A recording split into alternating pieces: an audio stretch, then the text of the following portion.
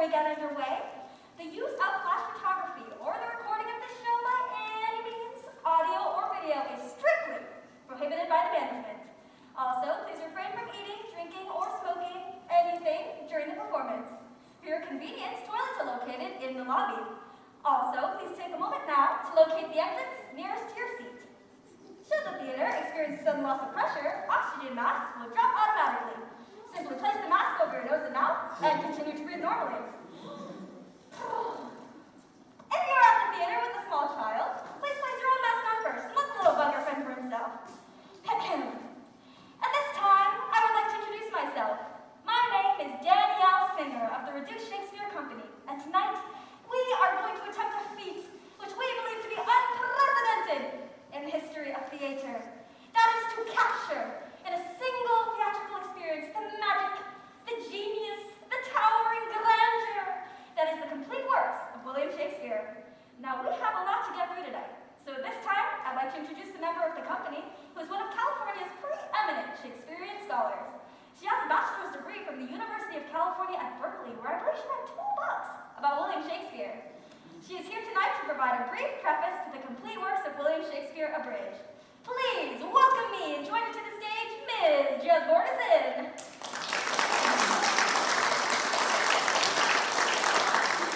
Thank you, Danielle, and good evening, ladies and gentlemen. William Shakespeare, playwright, poet, actor, philosopher, a man whose creative and literary genius have had an immeasurably profound influence upon the consciousness and culture of the entire English-speaking world. And yet, how much do we inhabitants of the 20th century... 21st century.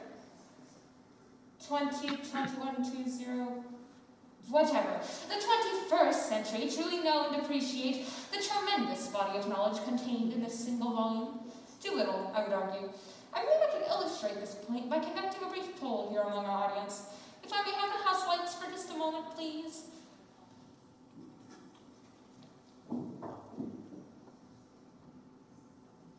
Now, you are a theater-going crowd, not above average cultural and literary awareness. And yet, if I may just have a brief show of hands, how many of you here tonight have ever seen or read any play by William Shakespeare? Any contact at all with the bar? Just raise your hands. I think they might know more than we do. Maybe we better get out of here. Don't worry about it. No, we should really start running now. They don't know Shakespeare from Shinola. Just keep going. What should I do? Narrow it down. What? Narrow it down. Let's see if we can narrow it down a bit, shall we? How many of you have ever seen, let's say, Oswald of Enswell? Yes, that seems to be separating the wheat from the chaff rather nicely.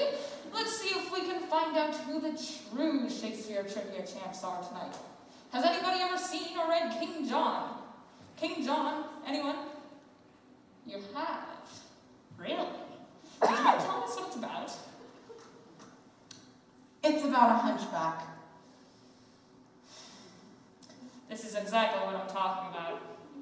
All right, you laugh, ladies and gentlemen, you scoff. But let he or she among you who is free from sin live in a glass house. For that face, ladies and gentlemen, that face represents all your faces. That empty brain represents your empty brains. Those glazed eyes are your glazed eyes. These teeth are your teeth. And they cry out, philosophy! Ladies and gentlemen, I submit to you that our society's collective capacity to comprehend, much less attain the genius of a William Shakespeare, has been systematically compromised by computers, vandalized by video games, saturated with soap operas, and massacred by musicals. But have no fear, the Reduced Shakespeare Company is here. We descend among you on a mission from God and the literary muse to spread the holy word of the bard to the masses. To help you take those first halting steps out to the 21st century quagmire of courting Jimmy Fallon and Oprah Jessie Raphael, and into the future, a glorious future, a future where this book will be found in every hotel room in the world. This is my dream, ladies and gentlemen, and it begins here tonight. Join us in taking those first steps down the path towards the brave new world of intellectual redemption by opening your hearts. Yes, please open your hearts and your pocketbooks. Or simply simply charge your donations to your MasterCard or Visa by phoning 1-800-THE-BARD right now.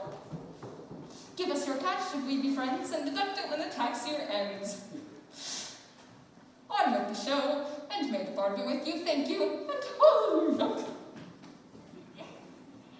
Those of you who want a copy of this book know that no collection is complete without a brief biography of the life of William Shakespeare. Here to provide this portion of the show will be the third member of the Reduced Shakespeare Company. Please welcome to the stage, Mr. Adam Long. Thank you, Daniel. I've just been taking a few notes on Shakespeare's life so we could get the show off to a good start. So you can know all the stuff he did and everything. Just get on with it. All right. William Shakespeare. William Shakespeare was born in 1564 in the town of Stratford-upon-Avon, Warwickshire. The third of 8 children, he was the eldest son of John Shakespeare, a locally prominent merchant, and Mary Arden, daughter of a Roman Catholic, member of the landed gentry. In 1582, he married a farmer's daughter named Anne Hathaway. Different Anne Hathaway. That's a shame. Shakespeare arrived in London in 1588. There he dictated to his secretary Rudolf Hess the work Mein Kampf. The war between the states divided the United States along the Mason-Dixon line, and the Union and Confederate armies fought long and hard. Shakespeare invaded Poland on September 1st, 1939, thus precipitating World War II. I never knew that before. Shakespeare remained in Berlin when the Russians entered the city and committed suicide with his mistress Ava Perot. He lies buried in the church at Stratford, though his head is frozen in a holding tank in Glendale, California. Thank you.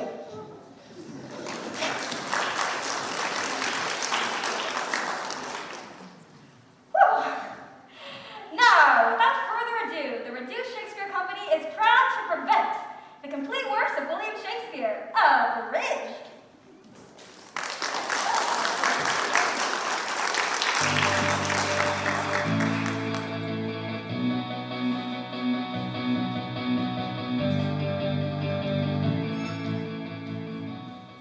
All the world's a stage, and all men and women merely players. They have their exits and their entrances, and one man in his time plays many parts. One man in his time plays many parts. How true. Ladies and gentlemen, where better to begin our exploration of the greatest of all English playwrights than in Verona, Italy, with 2 of his most beloved play characters, Romeo and Juliet. Now, Adam and Daniel will be attempting to portray the major character roles in Romeo and Juliet, alive, filled with bits of narration. After extensive textual research and analysis, we of the Reduced Shakespeare Company have decided to begin our abbreviated version of Romeo and Juliet with Livermore.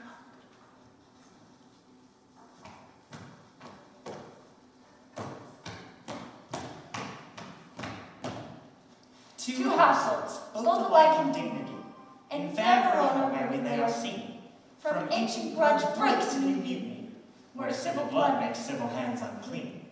From forth the fatal loins of these 2 foes, a pair of star-crossed lovers take their life, whose misadventure piteous o'erthrows, do with their death bury their parents' strife. Thank you.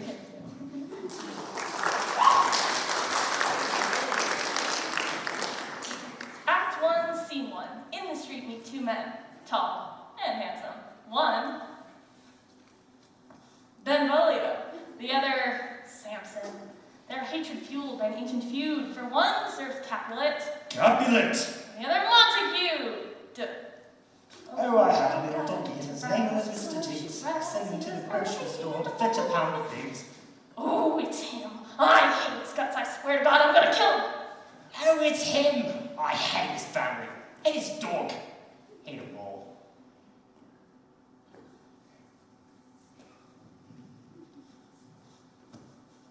Do you bite your thumb at me, sir? No, sir, I do but bite my thumb. Do you bite your thumb at me, sir? No, sir, I do not bite my thumb at you, sir. But I do bite my thumb. Do you quarrel, sir? Quarrel, sir? No, sir. But if you do, sir, I am for you. I serve as good a man as you. No better. Yes, better. Lie.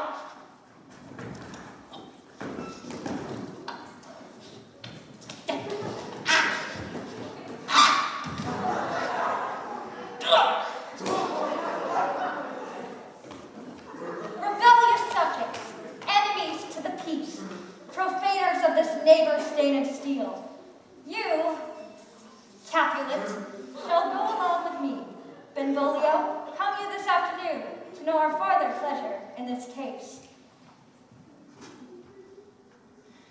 Oh, where is Romeo? Saw you him today? Right glad I am he was not at this fray. But see, he comes. Romeo, he cried. I'll know his grievance will be so much denied. Good morrow, pets. Is the day so young? But news struck nigh. Ay, me sad hours seem so long. What sadness lengthens Romeo's hours? Not having that which having makes them short. In love? Out. Out of love. Out of her favor where I am in love. Alas, that love so gentle in view should be so rough and tyrannous in proof. Alas, that love whose view is muffled still should with our eyes see pathways to his will. Oh. Go ye to the feast of Capulet. There such a fair as leaning as of lovest, with all the admired beauties of Verona. Go thither and compare her face to some that I shall show, and I shall make thee think that I saw the crow. I'll go along, no such sight to be shown, but to rejoice in splendor of my own.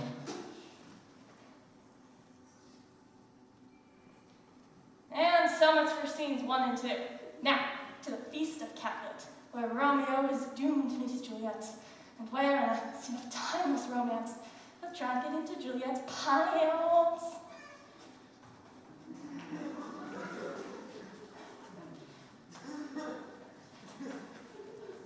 Oh, she doth teach the torches to burn bright.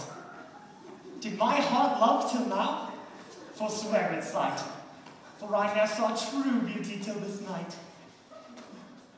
If I profane with my unworthy hand this holy shrine, the gentle fine as this, my lips to blushing pilgrims ready stand to smooth that rough touch with a tender kiss.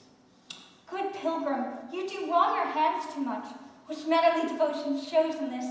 For saints have lips that holy palmers touch, and palm to palm is holy palmers too. Have not saints lips and holy palmers too? Aye, pilgrim, lips that they must use in prayer. Oh, then, dear saint, let lips do what hands do.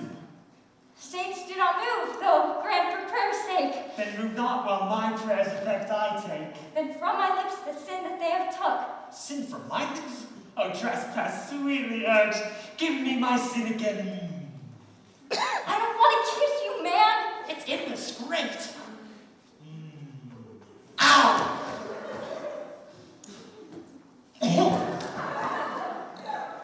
You kiss by the book. Oh, come in, mother. Is she a Capulet? I so I fear. The more is my unrest. What are you doing? The balcony scene.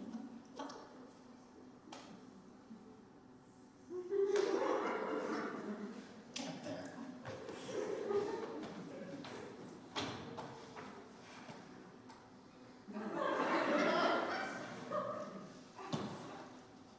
Come on.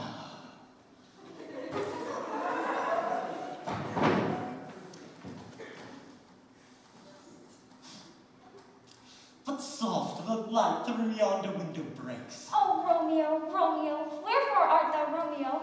Deny thy father and refuse thy name, or if thou wilt not be but sworn my love, and I'll no longer be a Capulet. What's in a name anyway? That which we call a nose by any other name would still smell. Oh, Romeo, doff thy name which is no part of thee. Take on myself. I'll take thee at thy word. Call me but love, and I shall be new baptized. Henceforth I shall never be Romeo. What man art thou? Art thou not Romeo and a Montague? Neither fair maid if either thee dislike. Dost thou love me then? I know thou wilt say aye, and I shall take thy word. Yet if thou swearest, thou mayest prove false. O Romeo, if thou dost love, pronounce it faithfully. Lady, by yonder blessed moon, I swear. Oh, swear not by the moon. What shall I swear by? Lady, by yonder blessed Virgin, I swear. Oh, I don't think so. No. No, do not swear at all. Although I join thee, I take no joy in this contract tonight.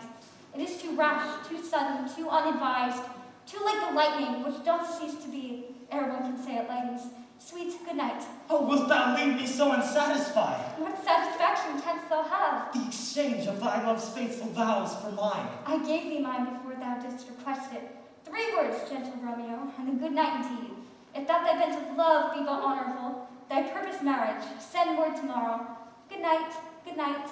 Parting is such sweet sorrow. Really, it is. Sleep. Dwell upon thine eyes. Peace in thy breast. Oh, that I were sleep in peace, so sweet to rest.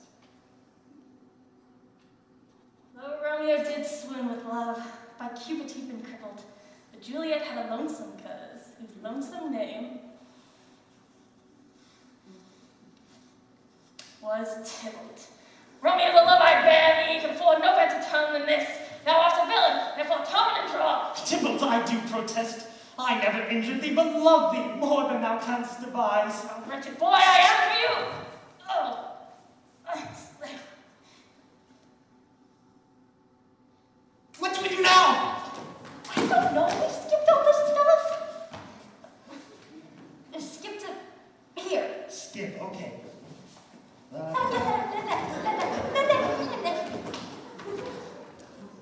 So, from Tybalt's death onwards, the lovers are cursed, despite the best efforts of friar and nurse.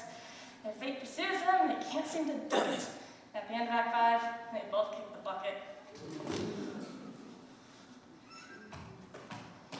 Down the pace, you fiery-footed steeds, and bringing cloudy night immediately. Come, civil night, come Romeo, thou day and night, come gentle night, come loving, black-browed night. Oh, night, night, night, night, come. I didn't write it. And bring me my Romeo. Oh, it is my nurse. Now, nurse, what news? Lack the day, he's gone, he's killed, he's dead. Can heaven be so envious? Romeo, whoever would have thought it, Romeo? What devil art thou to torment me thus? This torture should be roared in dismal hell. Hath Romeo slain himself? I saw the wound, I saw with my own eyes. God save the mark. Here, it's been the breast. Men are all dissemblers. They take things apart and put them back together. I don't know what a dissembler is. Oh, God! He's dead, he's gone, he's really dead. Hey, what are you doing tonight? Oh, break my heart! Be but big one to break at once. To prison eyes, now look on liberty. The vile earth to earth resigns, and motion here. And now, Romeo, go drink a beer. Tybalt was the best friend I ever had. Never I should live to see me murdered. Is Romeo slaughtered? Is Tybalt dead? My dear loved cousin, or my dearer love? The dreadful trumpet sound the general doom! No, Juliet, no. Tybalt is gone and Romeo vanished. Romeo has been killed. Tybalt, he is vanished. Oh God! Did Romeo's hand shed Tybalt's blood? It did. Last the day it did.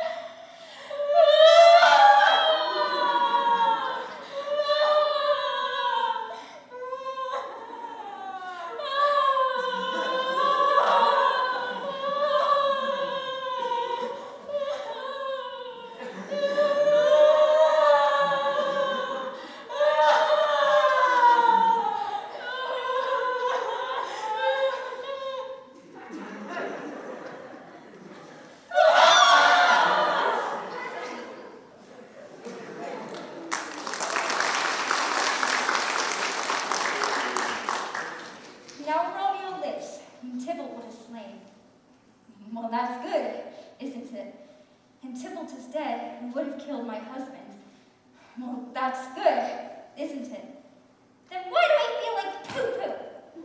Oh, Friar Lawrence, Romeo's gone and Tybalt is dead. Juliet, I already know thy grief. Take thou this vial and this distilled liquor. Drink thou all, and presently through all thy veins shall run a cool and drowsy humor. Oh, I feel a cold and drowsy humor running through my veins. Told me so.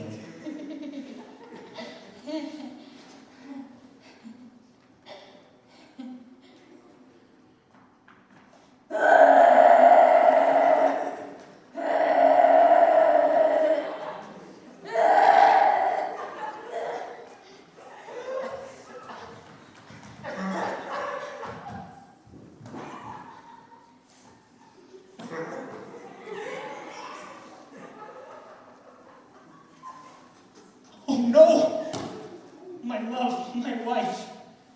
Death that has sucked on me thy breath hath no power yet upon thy beauty.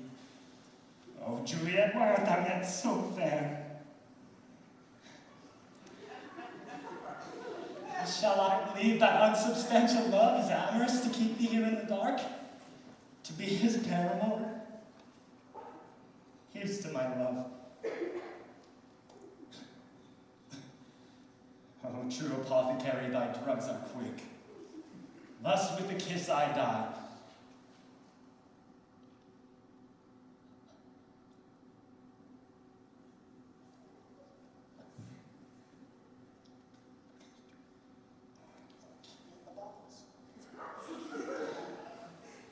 Thus with the kiss I die. Good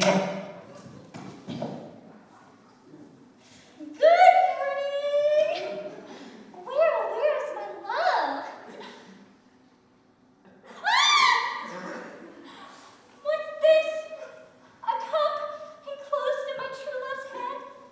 Oh, churl, poison I see hath been his timeless end.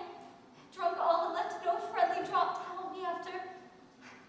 Then I'll be brief. Oh, happy dagger, this is thy sheath.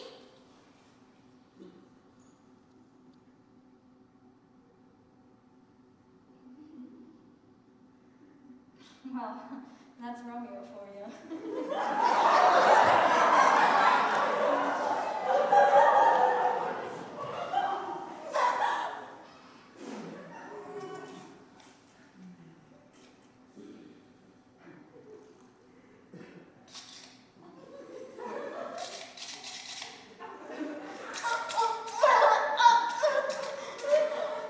They're rusted, let me die. The end.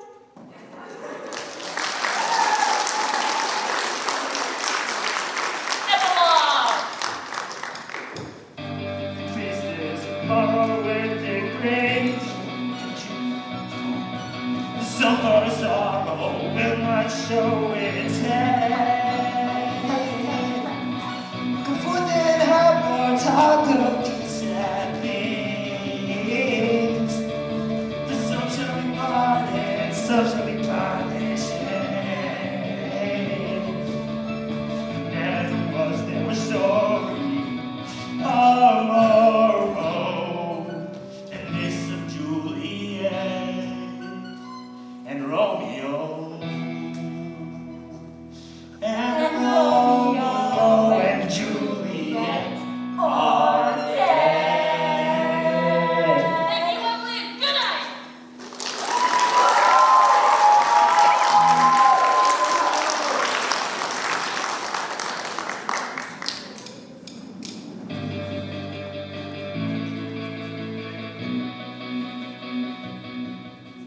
Ladies and gentlemen, in preparing this unprecedented complete work show, we've encountered this problem: how to make these 400-year-old plays accessible to a modern audience. Now, one popular trend is to take Shakespeare's plays and transpose them into modern settings. We have seen evidence of this with such unusual locations as the lunar landscape, the Bermuda Triangle, and Cleveland, Ohio.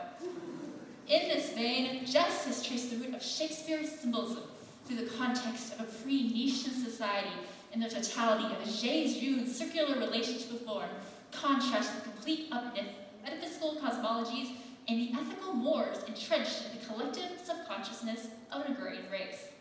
So we now present Shakespeare's first tragedy, Titus Andronicus, as a cooking show.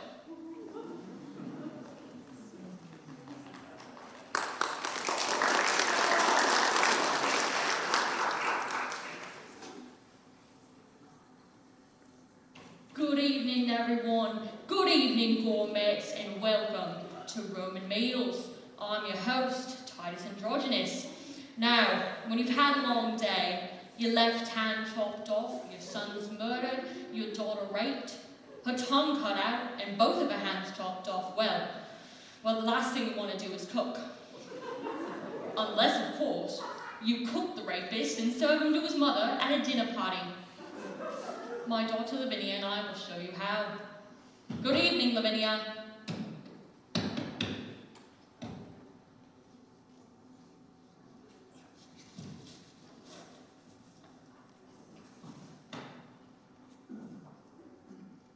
Good evening, Lavinia. Evening, Mama. And how are we feeling today?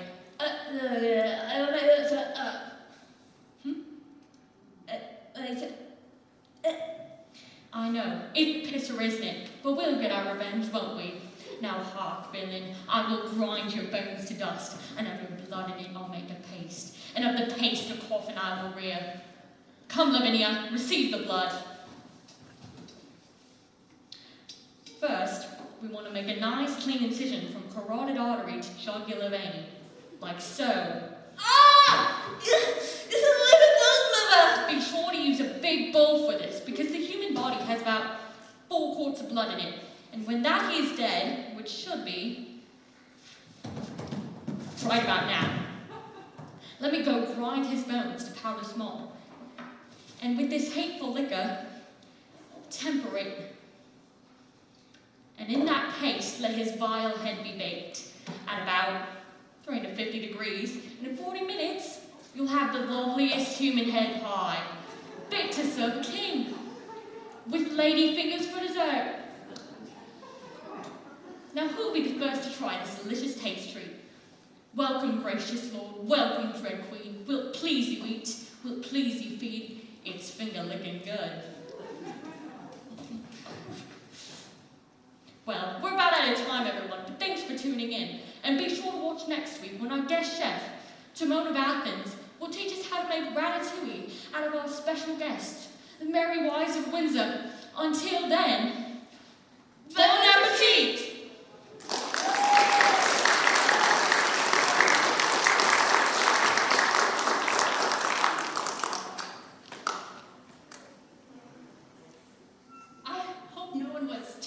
By Titus Andronicus. Shakespeare's young writer seems to have gone through an early blood and guts period. No doubt if he were alive today, he'd be in Hollywood working on Titus Andronicus 9, just desserts. But we shall now move on to explore the genius evident in Shakespeare's more mature plays, as we present his dark and brooding tragedy, Othello, the Moor of Venice.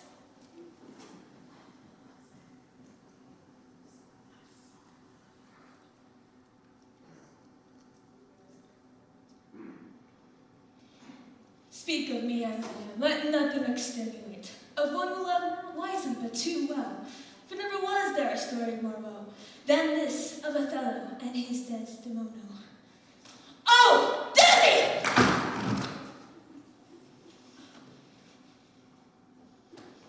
I'm sorry about this. It seems that Addie, in the infallibility of the internet, has Googled the word more and determined it is a place where you tie up boats. Oh, excuse me. I didn't Google it. I'll be getting something. Lose the boats. God, Addie is so ignorant. So, what's a moor? Well, interestingly, this is the subject of a blazing scholarly debate. For Elizabethans, moor could either refer specifically to the Berbers of North Africa or more generally to anyone with sub-Saharan African descent. So Othello's black. Sorry, I should have really looked into it more. Well, I did look into it more, and I found some definite issues. There's a one-dimensional female character, and I firmly believe the time to portray women as sexual objects only there to please men is over. Wait. The women in Othello are sexualized? Well, certainly, Othello's woman is sexualized And abused. and murdered. I don't know what that is. I don't feel comfortable. Hey guys, come on, we can do it. If the men can play the women in Shakespeare's day, we can totally play the men. Okay. I have an idea, just kind of join in. Okay. Here's the story of a brother by the name of Othello. He liked white women and he liked green jello.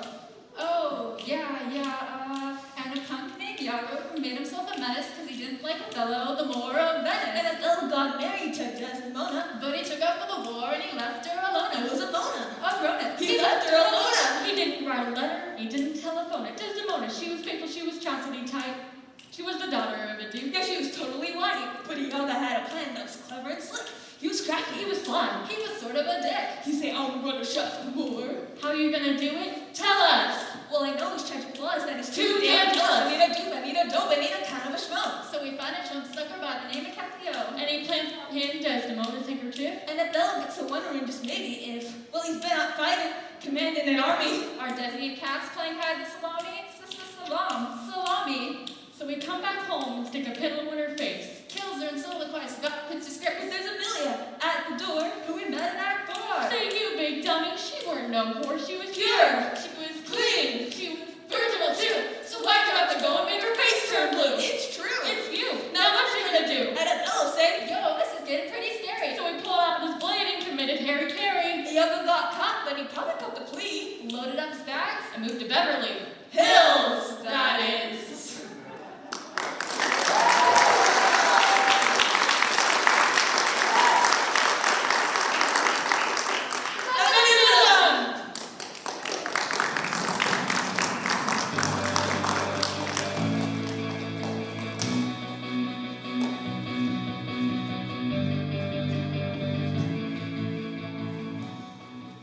Why don't we take a break from all this heavy tragedy and move on to the comedies for a while? Comedies? Yeah, great. Comedies, okay.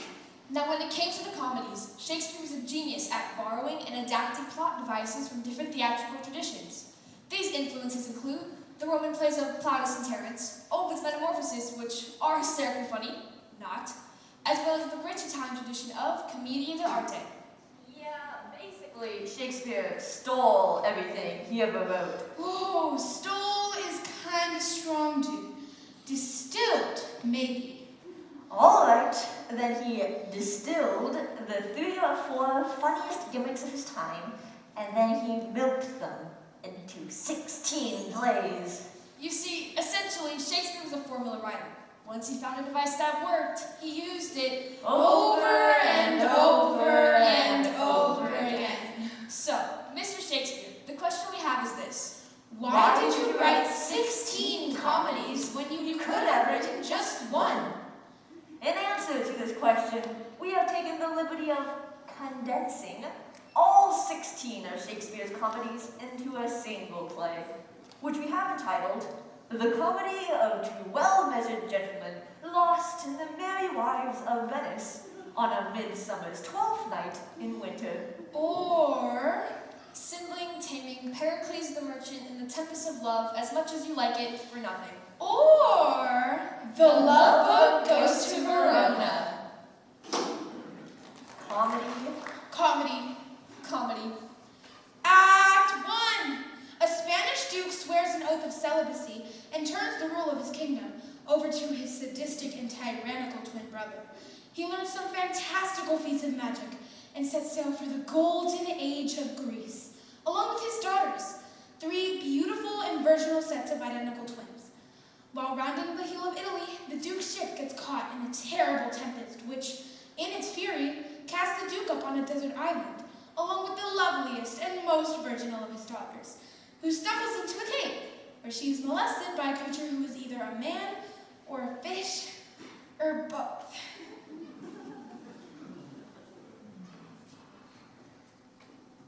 Act 2. The long-lost children of the Duke's brother, also, coincidentally, 3 sets of identical twins, have just arrived in Italy. Though still possessed of an inner nobility, they are ragged, destitute, penniless, flea-infested shadows of the men they once were, and, in the utmost extremity, are forced to borrow money from an old merchant, who deceives them into putting down their brains as collateral on the loan. Meanwhile, the 6 brothers fall in love with 6 Italian sisters, 3 of whom are contentious, sharp-tongued little shrews, while the other 3 are submissive, air-headed little bimbos.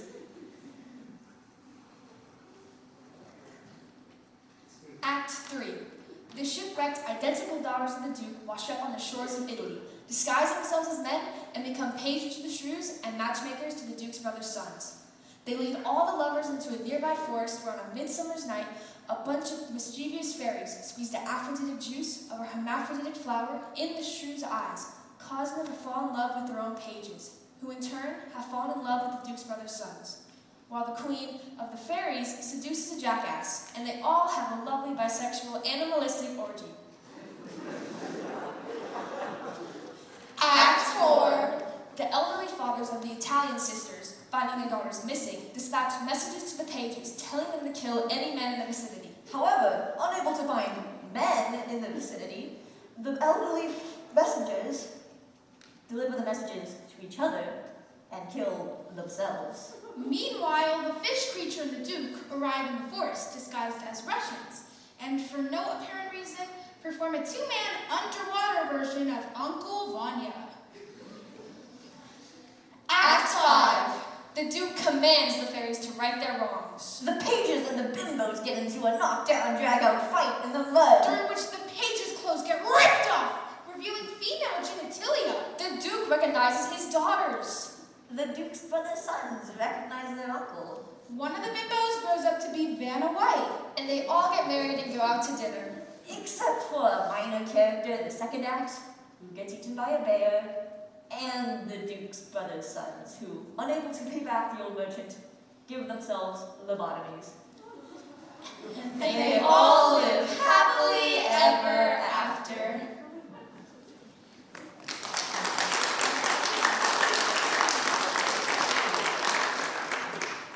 We now move on to the rest of Shakespeare's tragedies, because basically we found that the comedies aren't half as funny as the tragedies.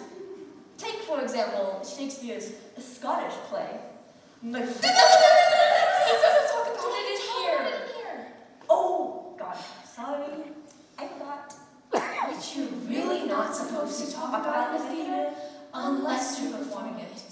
Because it's cursed.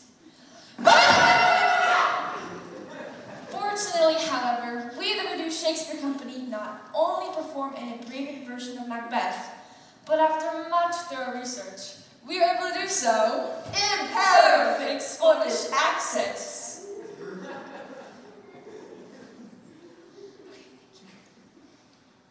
Double, double, toil and trouble. Stay ye perfect, Mac speaker. Mac tell me, Mac more. Macbeth, Macbeth, beware Macduff. None of woman born shall harm Macbeth, till burning wood come to dust and name. Don't you know? Oh, that's dead great. Then Mac what, Mac need, Mac I, Mac fear of Macduff. See you, Jimmy, and know that I was from my mother's womb, untimely.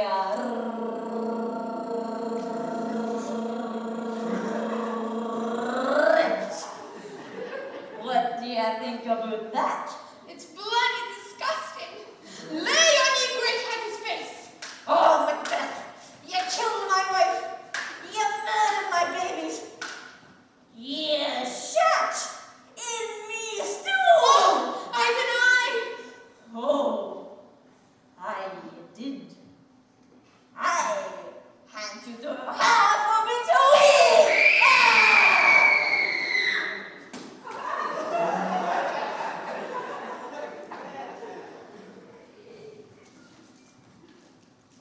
Behold, where lies the usurper's cursed head.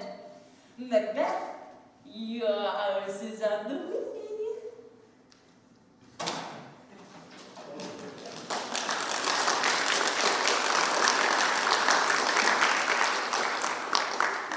And no, that never was there a story of blood and death, than this of Mr. and Mrs. Macbeth. Thank you.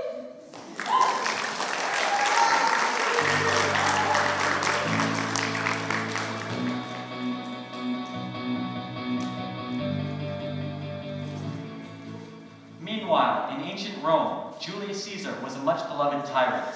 All hail Julius Caesar. Hail, citizens. Who was warned by a soothsayer. Beware the Ides of March. The great Caesar, however, chose to ignore the warning. What the hell are the Ides of March? Why, that's today. Tu brute. Friends, Romans, countrymen, lend me your ears. I come to bury Caesar. So bury him, and let's get on with my play. Antony. And Cleopatra. Is this an asp I see before me? Come, venomous wretch! Oh! You have this bizarre notion that all of Shakespeare's tragic heroines wear really ugly wigs and vomit on people before they die. It's an interpretation. Barfing is not an interpretation. Well, they were clearly into it. Adam, Anthony and Cleopatra isn't a Pepto-Bismol commercial. It's a romantic thriller about the geopolitical power struggle between Egypt and Rome. Oh, it's one of Shakespeare's geopolitical plays? Wow, if I'd known that, I'd never have messed around with it. Because Shakespeare's geopolitical work is my favorite stuff. It's like the themes he wrote about 400 years ago are still relevant today. Like, what was that one he wrote about how nuclear energy affected the Soviet Union? Adam, Shakespeare never wrote anything about the Soviet Union. Yeah, he totally did. It was called Chernobyl Kinsman, and it was intense. Adam, what are you talking about? Chernobyl Kinsman. No, Adam. Shakespeare wrote a play called Two Noble Kinsmen. Not Chernobyl Kinsman. Two Noble Kinsmen. Oh. Well, what's Two Noble Kinsmen about? It's about a girl who goes insane with the fear that her boyfriend is going to be eaten by wolves and her father hanged. And is there anything in it about Vladimir Putin? No! Well, I've never even heard of that play. Well, I'm not surprised you haven't heard of it, because it's not actually... Maybe I should explain. Ladies and gentlemen, Two Noble Kinsmen actually falls into the category of Shakespeare's plays, which are neither tragedy, comedy, nor history, and what scholars refer to as the Apocrypha, or in some scholars circles, the obscure plays, or the lesser plays, or simply the bad plays. And yet, not all of the Apocrypha are completely without merit. In fact, one of them, Troilus and Cressida, is hardly crap at all. I actually discussed it at some length in my soon-to-be-released book about Shakespeare entitled I Love My Willie. Oh, you guys will love it. It's big, it's long, and I've been hammering away on it for years. In fact, I'd like to whip it out for you right now. I wish you wouldn't. Jasmine, I don't want to see her. Manuscript? What else do you keep in your pants? Some sandwiches, want one? No! Maybe we can improvise an interpretive dance performance art version of your thingy. Oh, I love performance art. It's so pretentious. We could use Troilus and Cressida as a jumping off point to explore deeper themes like the transient nature of life or the mythology involved in the arising and dissipation of forms. Yeah, get some props. No, wait just a minute. I was actually thinking of a more straightforward scholarly approach. Nah, screw that. Go ahead and read, and we'll interpret. Well, okay. Troilus and Cressida was written in 1603, published in quarto in 1609, and appears in the first folio of 1623. Although this version is some 166 lines longer than the second quarto edition of 1645, which is some 166 lines shorter. Folly and ignorance led to the second folio version of 1632, which appears infamous and personally much despised Chihuahua scene.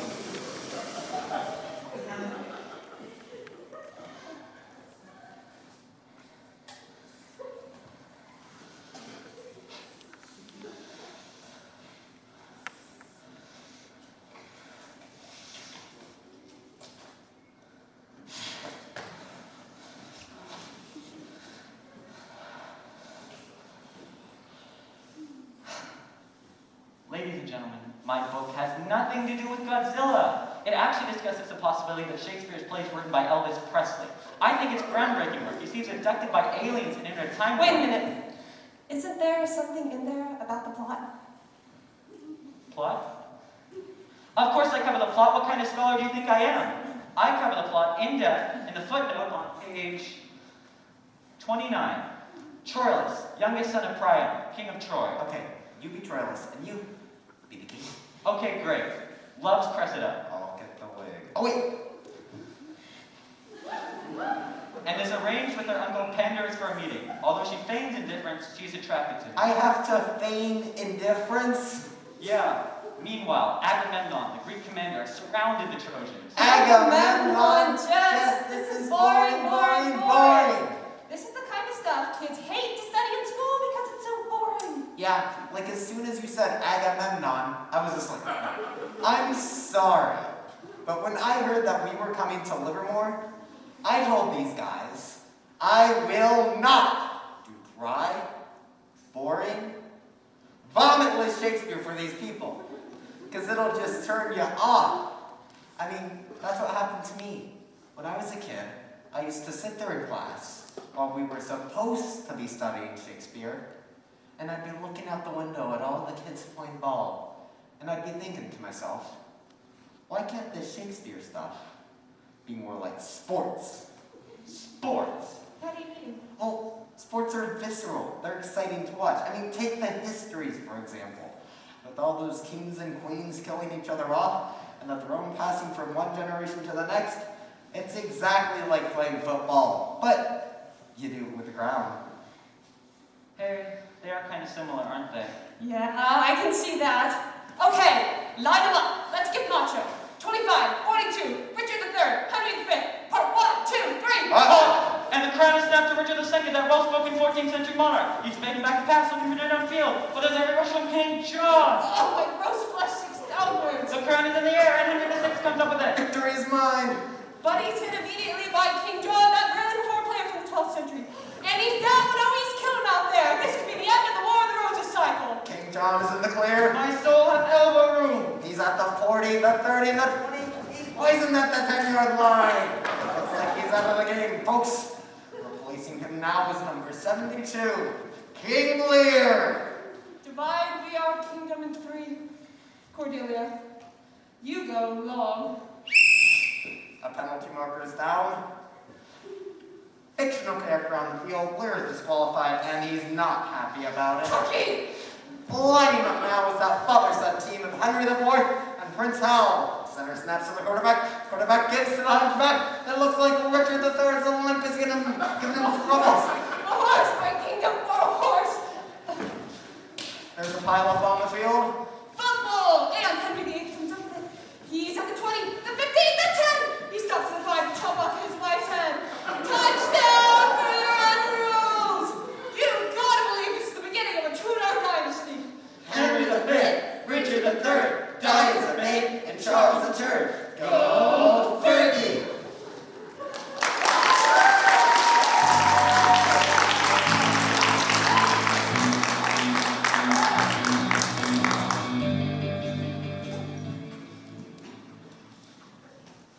Can I have some house lights, please? Can I borrow your programmer for a sec? What are you doing? Thank you. I just want to check the list of plays. I think we might have done them all already. Really? Yeah, we might be able to let you out a little early tonight. That'd be great. Because see, we did all the histories just now. And the comedies were a love of hilarity. Okay, that leaves the tragedies. We did Titus and Andronicus with all the blood. Romeo and Juliet, we did. Julius Caesar, Troilus and Cressida, right? We wrecked Othello, and Lear was in the football game. The Scottish play we did with Scottish accents. What about Antony and Cleopatra? Yeah, I vomited all Right. Two Mount of Athens I mentioned. Coriolanus. I don't want to do that one. Why? What's the matter with Coriolanus? I don't like the anus part. I think it's offensive. Okay, so skip the anus play. And that's it then, right? That's all of them. Hey, no, you guys. Oh, no. Hamlet! How could we forget Hamlet? I don't know, it's right there. Shakespeare didn't write Hamlet. Of course he did. Well, what's it about then? You know, the young prince struggling with his conscience after his uncle murders his father? Dude, what are you talking about? That's The Lion King. Ladies and gentlemen, 36 plays down, 1 to go. Perhaps the greatest play ever written in the English language. A play of such lofty, poetic, and philosophical... Wait a minute, Jess. No. Hamlet is a really serious, hardcore play, and I'm just not up for it right now. Why not? It's the last one. You've done 36 already. I know, it's just that football game left me emotionally and physically drained, and I just don't think I can do justice to it. Bye-bye. Well, we don't have to do justice to it. We just have to do it. Oh, maybe I don't want to do it. Look, Adam, our show's called The Complete Works of William Shakespeare. I think they'd like to see Hamlet. Okay, so we'll call it The Complete Works of William Shakespeare, except Hamlet. That's the most ridiculous thing I've ever heard. Well, if we want to do it, then do it. I don't have to if I don't want to. I'll just sit here with this guy. He's my friend. I'll sit here and watch you two do it. Come on, Adam. You can't make me do it! You can't! Hey, let go of our actor. Don't let go of me.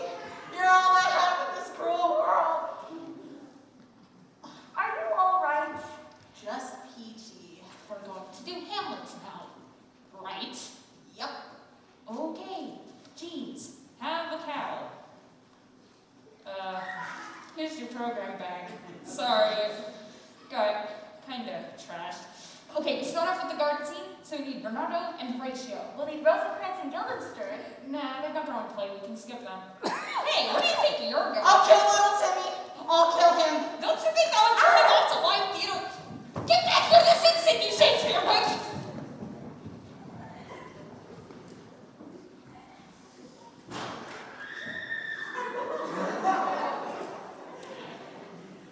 Jess is usually much faster than Adam. I'm sure they'll be right back.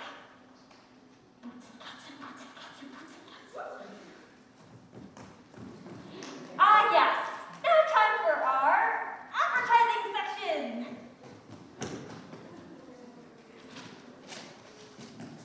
A word from our sponsors. Body Bars, the Shakespeare squishy. It's a buddy. It's a bard. It's a buddy bard. Romeo Fragrance. Do you want to attract the ladies before your untimely death? Romeo Fragrance is for you. Romeo Fragrance may contain traces of deadly nightshade, may lead to vomiting and diarrhea and death. Talk to your doctor before purchasing. Each sold separately. And human head pie produced on Roman meals. It's to die for. Buy a slice. Try a slice. Be a slice. And now for our music portion.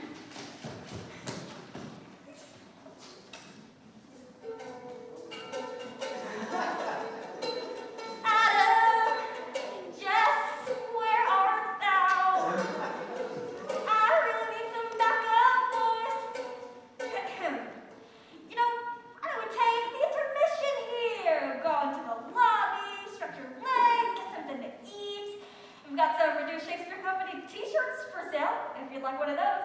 I'll meet you back here in 15 minutes' time. Adam and Jess should be back by then, and we will proceed with Hamlet, Prince of Denmark. I hope.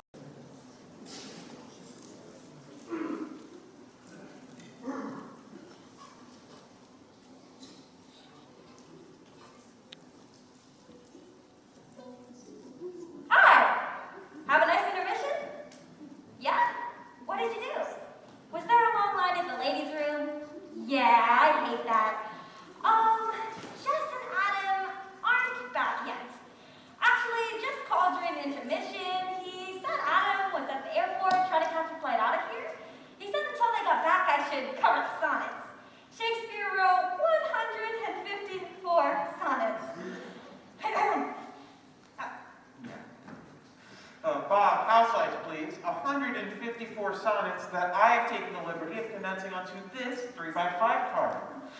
So I'm going to pass it amongst the audience, and you can read it and enjoy it, and really do whatever you want with it, honestly. Just take as long as you want. So I'm just going to start right here with you, and no, not yet. But we're going to just pass it on down the row, and then if you can just pass it behind you, we can forget about them. And then, you know, just pass it back and forth until, if you back there, if you could pass it up to the balcony, thanks. And then, you know, forth, and back until eventually, Jess and Adam should be back at some point. So, ladies and gentlemen, Shakespeare's sonnets. Good. Honey, we're home! Jess and Adam, ladies and gentlemen. We're back and ready to do Hamlet! H-E-L-M-E-T! H-E-L-M-E-T! What's that spell? Hamlet! Yeah! I gotta go put on my helmet! H-E-L-M-E-T! You gave him sugar, didn't you? No, I told him if we did Hamlet, I'd take him to dinner. Right, where were we? 36 plays down, 1 to go. Bob, could you please set the lights for perhaps the greatest play ever written in the English language? Hamlet, the tragedy of the Prince of Denmark. The place, Denmark. Midnight. The battlements of Elsinore Castle. 2 guards enter. Who's there? Knight, answer me. Stand and unfold yourself. Long live the king. Bernardo, He, to to bed, fellatio. Horatio, for this needs much thanks. Break the oath. Look where it comes. Mark it would be spoke to. By heavens, I charge you, speak. Tis gone. It was about to speak when the sock crew.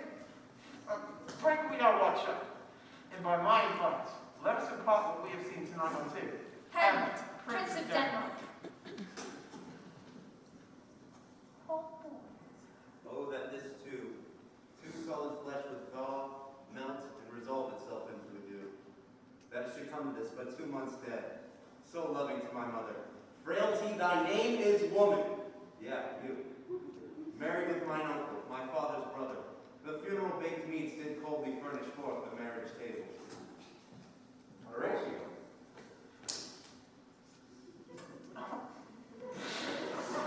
Methinks I see my father. Where, my lord? In my mind's eye, Horatio. Methinks I saw him yesterday, my lord. Saw who? The king, your father. The king, my father. Where was this? Upon the platform where we watched.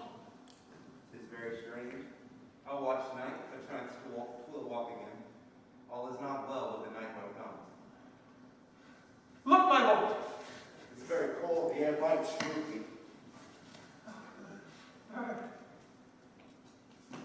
Angels and ministers of grace defend us. Something is rotten in the state of Denmark. Mark me. Speak. I'm bound to give. So art thou to revenge when thou shalt hear. If ever didst thy dear father love, avenge his foul and most unnatural murder. Murder! The serpent that did sting thy father's life now wears his crown. My uncle! Let not the royal bed of Denmark become a couch for incest. Incest! Adieu, Hamlet. Remember me.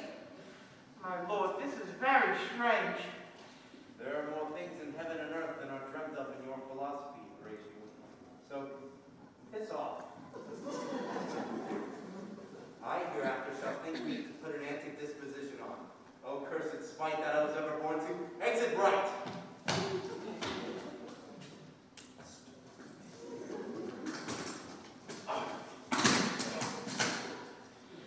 Neither borrower nor lender be.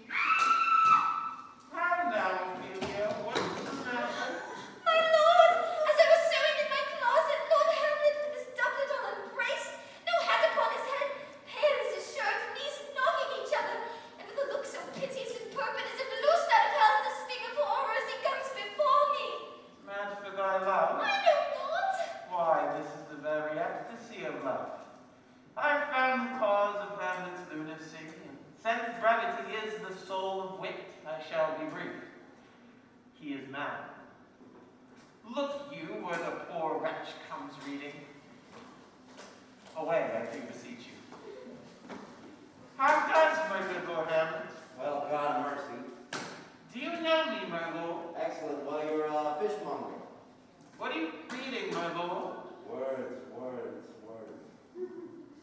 Though this be madness, there's method in it.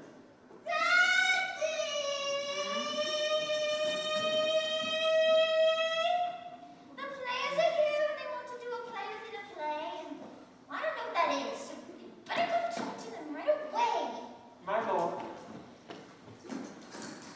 I am but bad north-northwest when the wind is southerly. I know a hawk from a handsaw. I'll have these players play something like the murder of my father before mine uncle. I'll observe his looks, and if he do but blench, I'll know my course. The play's the thing wherein I catch the conscience of the king. To be or not to be, that is the question. Whether 'tis nobler in the mind to suffer the slings and arrows of outrageous fortune, or by opposing end them, to take arms against a sea of troubles, or by opposing end them, to die, to sleep,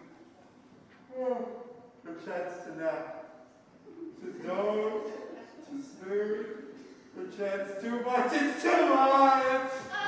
Lights, please. What's wrong? What happened to your speech? They were laughing at me! They were laughing at you. They were laughing adjacent to you. No, that woman over there was laughing at me! Don't worry about her. That's Jennifer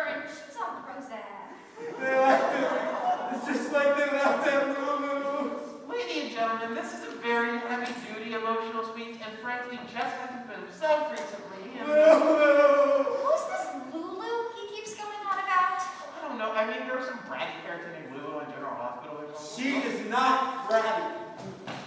She's been going through hell. She had an abortion at 18 because the condom broke, and her mother's been in a catatonic state for like 4 years, and you don't even care.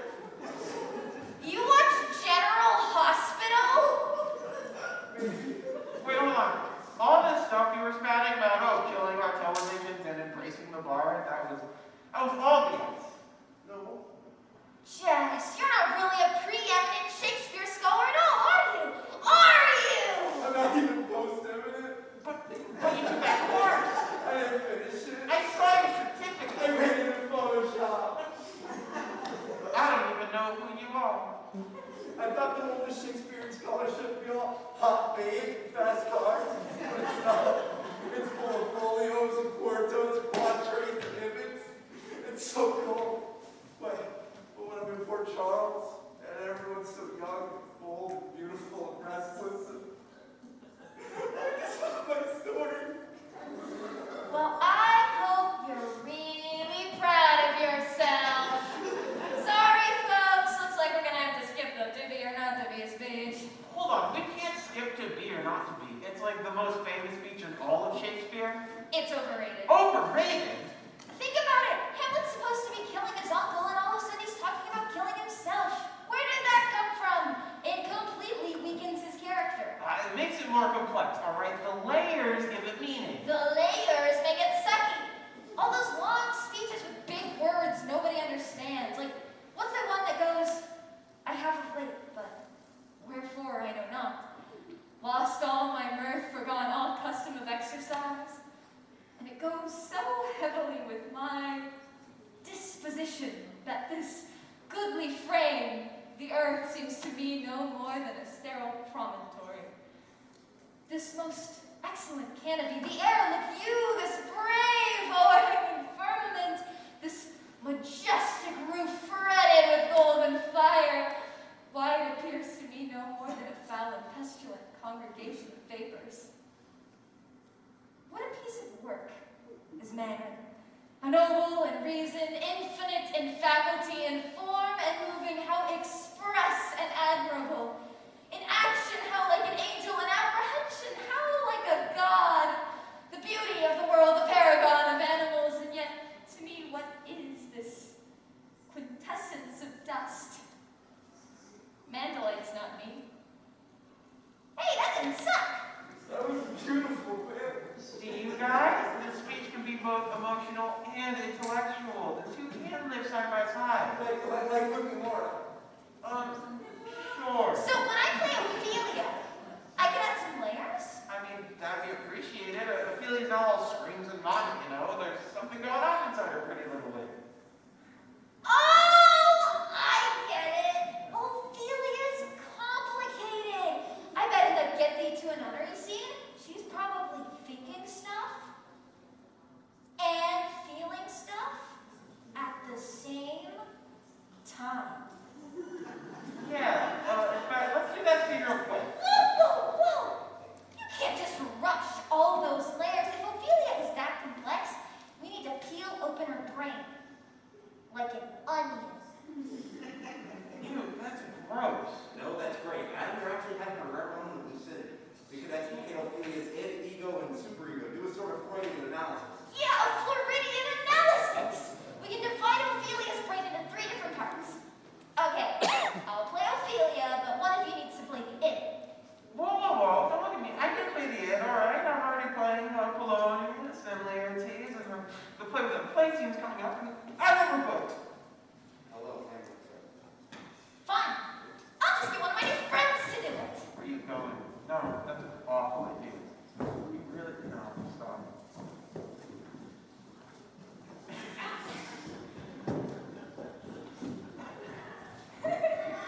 Alright, no, Adam, you can't just get some random bozo up on stage and make it really right. She is not a bozo. She is my very best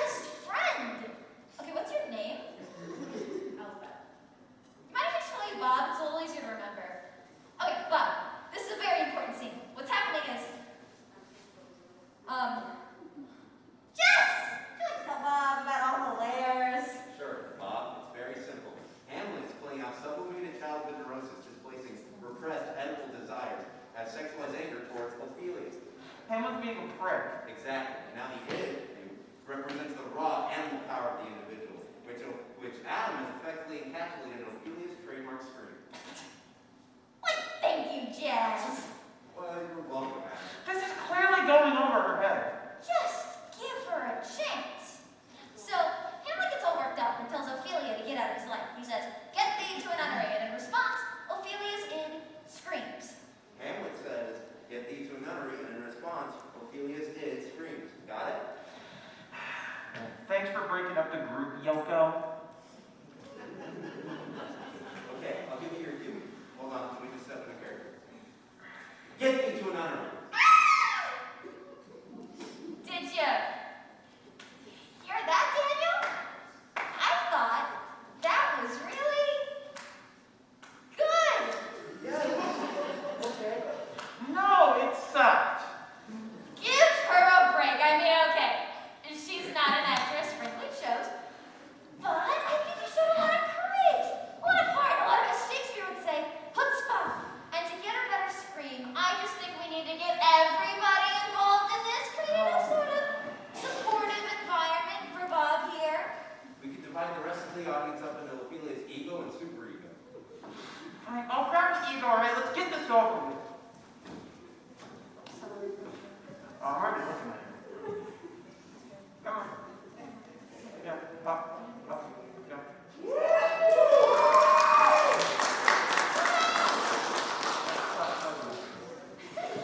Alright. Okay, so at this point in the play, right, Ophelia's ego, which lady? It's confused. It's an okay? ego on the run. Whatever. Okay, so, Bob, we're gonna have you, do you mind if I call you Bob? I'm really good at cat. Bob, we're gonna have you express this by running back and forth across the stage in front of Ophelia here, alright? Ready, set, go. Go.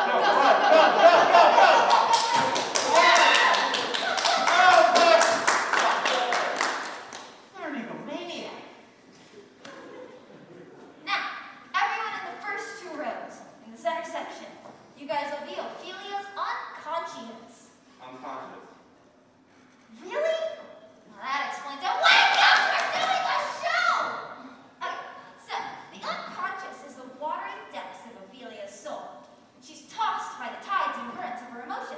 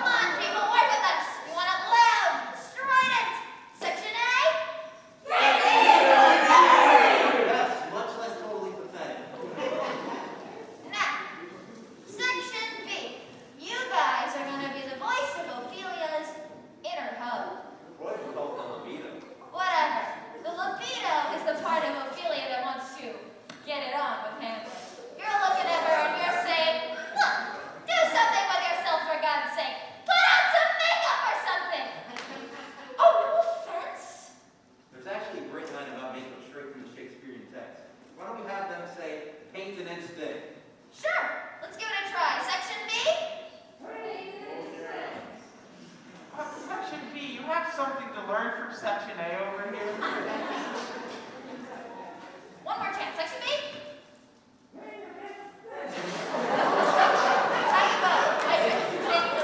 Okay. We'll work on it. You know what? I'm sure you guys will have a redemption arc somewhere soon. Alright, now, Section C. You're the most important layer of them all. We're going to use you to make Ophelia relevant to the 21st century. Interesting. So maybe Ophelia wants power, but doesn't want to lose her femininity.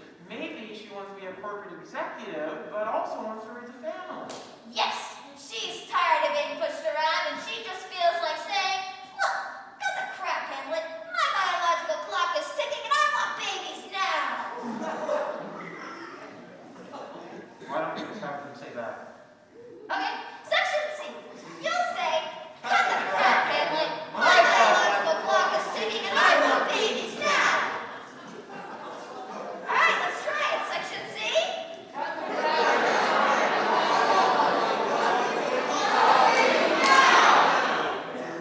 I don't know about you guys. I thought that was a fantastic C-section. Now, but we're gonna get all this Floridian stuff going at once. The ego, the superego. The unconscious. The biological clock is ticking. And your job as an actress is to take all these voices, blend them deep within your soul. We're gonna whip everyone into a mighty frenzy. Then everything stops. All attention goes to you. And in that moment of truth, you let out a scream that epitomizes Ophelia's id. Ah, she can't wait. And remember, no matter what, act natural. All right, Bob, are you ready? Set, go, go, go, go. Go. Section A. Section B. Section C. Section A.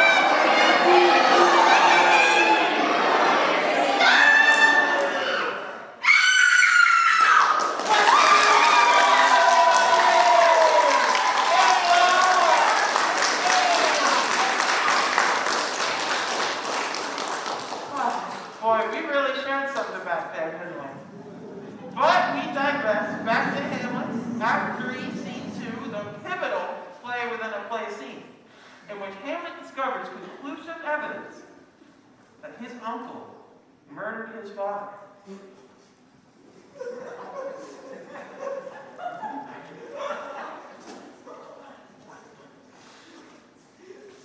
Speak the speech, I crave, as I pronounce to you trippingly on the tongue.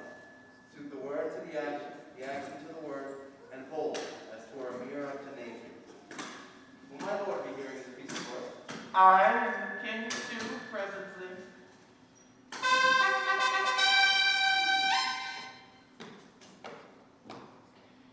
How does my cousin Hamlet and my son? A little more than kin and less than kind. I have nothing with this answer, Hamlet. These words are not mine. Take a seat, my lord. Very well. You, give me your seat. The king wishes to park his royal rump.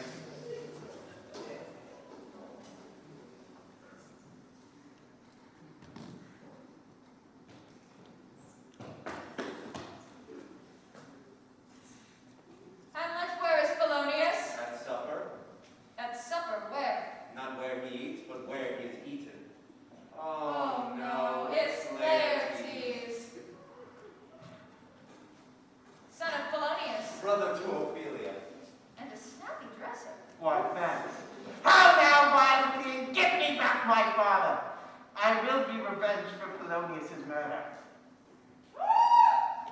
Oh, now what noise is this? Fair maid, kind sister, sweet Ophelia.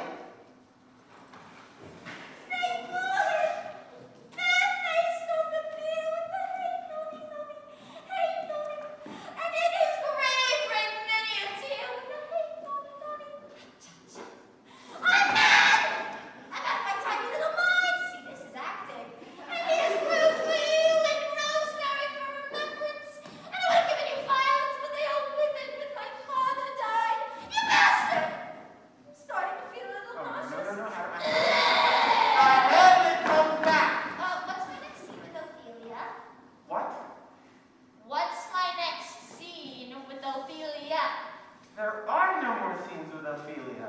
All right, Hamlet comes back. But I have lyrics now. I'm up for it. That's all Shakespeare wrote. All right, Hamlet comes back. Well, what happens to her? She drowns. Oh. What does one do to prove themselves their father's son? Indeed, more than in words, to... Here I go! On stage!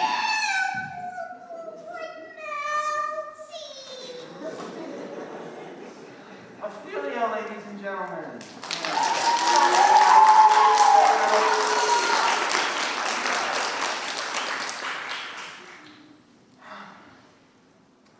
To cut his throat in the church, aye, and to that end, I'll anoint my sword with an unction so mortal that where it draws blood, no cataplasm can save the thing from this compulsion.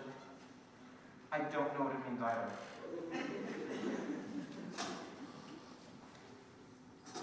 This skull had a tongue in it and could sing once. But then came the juice cleanses with squeeze.com. Alas, poor Yorick, I knew him. But soft, here comes the queen. Charge me while I'm not. Lay her in the earth a while, and from her fair and unpolluted flesh may violets spring. Sweets to the sweet. Farewell. Nay, hold off the earth a while, until I have caught her once more in mine arms. Who is he whose grief bears such an emphasis? 'Tis I, Hamlet, the great Dane. Gentlemen, Hamlet, Laertes! The devil take thy soul! I will fight with you until my eyelids no longer wag. The cat will mew, the dog will have his day. Bring us the sabers. Come, one for me. Now be careful. Those are sharp. Come, sir. Come, my lord.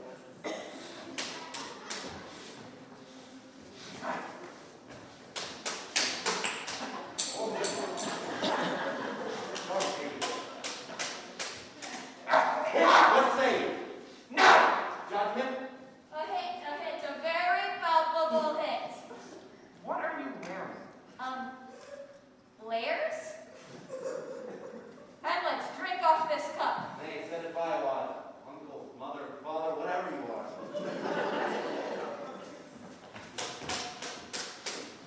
Another hit, what say you? A touch I do confess. The queen carouses to your fortune, Hamlet. My lady, I beg of you, do not drink. I will, I pray you pardon me. It is a poison cup. It is too late. Come for a third, Laertes? Whatever.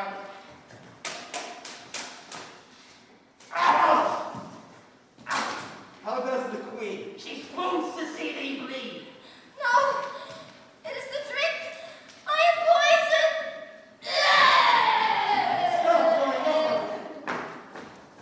Oh, villainy, treachery, seek it out. Here it is, Hamlet. Here I lie, never to rise again. The king's to blame. What? The potent venom too? Well, venom to thy work. Here thou incestuous mother is cross-dressing Dane. Follow my mother.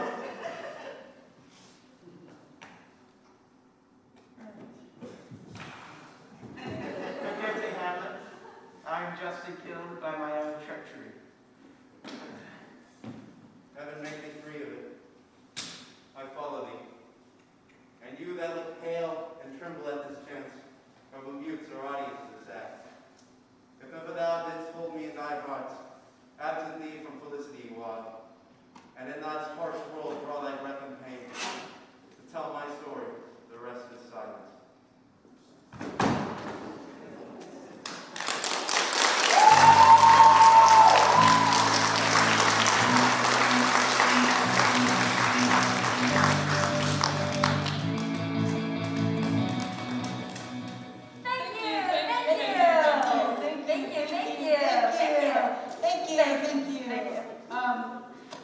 wanted to say thank you. Ladies and gentlemen, that was the complete works of William Shakespeare. 37 plays in 97 minutes. Guess what? We actually finished a few minutes early. Let's do Hamlet again. We don't have time. We do if we cut the layers. Right. Ladies and gentlemen, you shall have an encore!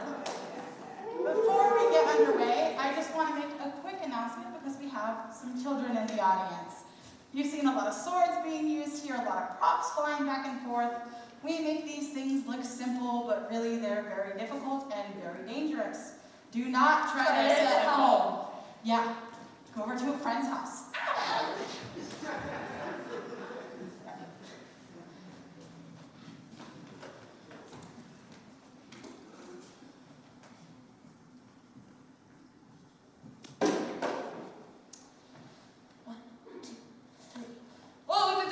Solid flesh would melt. My lord, I think I saw your father yesternight. What did I become? Mark me!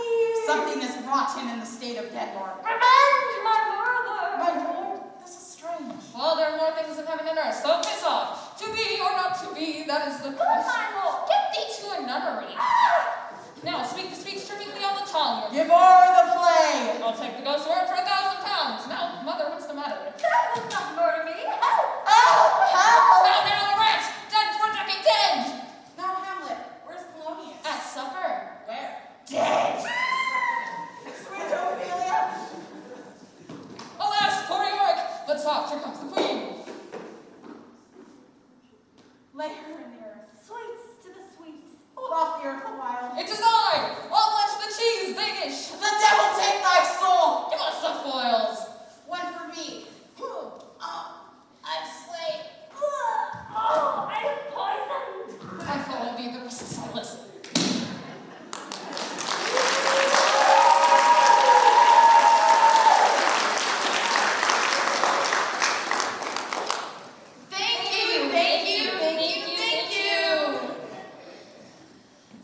Ladies and gentlemen, we shall do it backwards!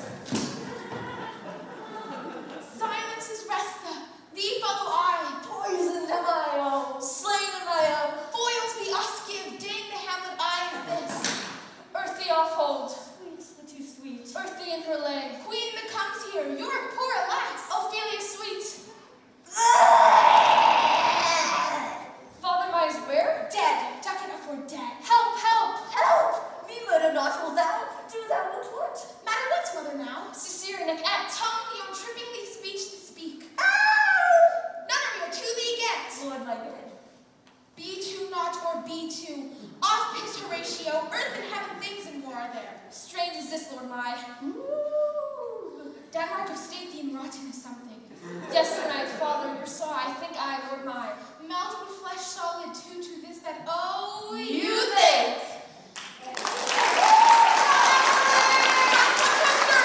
Escalade! Lion statue!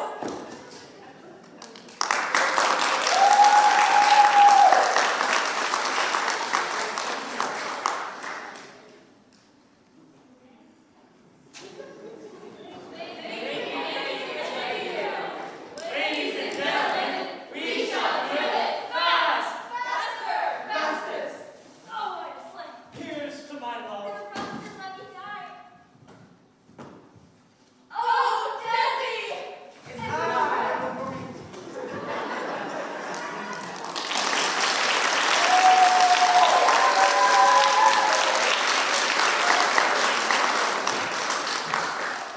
Ladies and gentlemen, that was the complete works of William Shakespeare, abridged. If you liked it, please tell both your friends. And if you didn't, well, then this was Cats.